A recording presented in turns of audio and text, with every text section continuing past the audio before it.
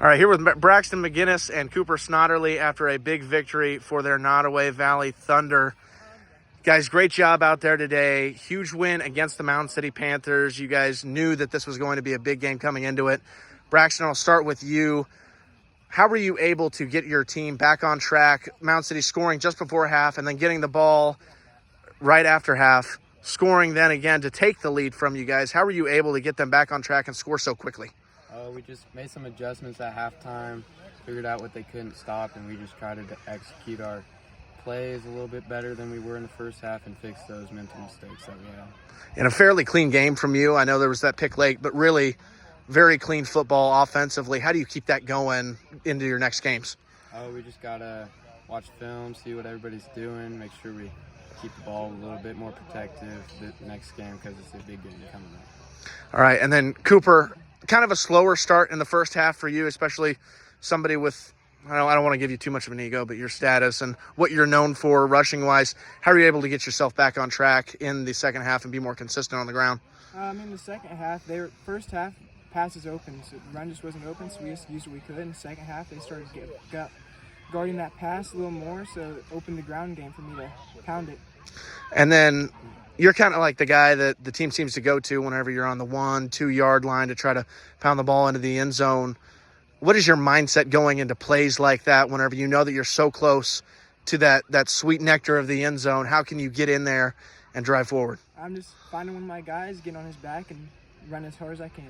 Awesome. Thank you guys so much. All right, here with Coach Calfee after a big win for his Nodaway Valley Thunder. What did you see out there from Mound City, and how were you able to really get ahead very quickly there in the second half? They came in fired up, ready to go. They actually took the lead on us early in the second half, and we reclaimed it.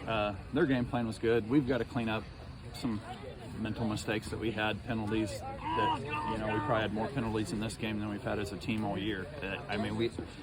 We've got to clean those up for sure, play a little more disciplined, and then evaluate film and clean up stuff from there. But just kind of taking what they gave us to answer your question to take that lead that you were talking about. And then you talked about the penalties. That's actually going to be my next question. There in the first half, there were a lot of those offside penalties, really cleaned up, really nice work there in the second half, cleaning those up. What was the conversation going into half? Just be us. Like, hats off to Mound City. They played a really good game. We had a lot of mental things that were uncharacteristic for us, and we've got to clean those up. And the kids know that. So we've just got to work on those things. All right, and then this was obviously probably one of your guys' biggest wins of the year. Mound City coming into this one, I'm sure that you knew that they wanted this one pretty bad. How does it feel to take that away from them? It feels good, but like I said, I'm not gonna be happy with the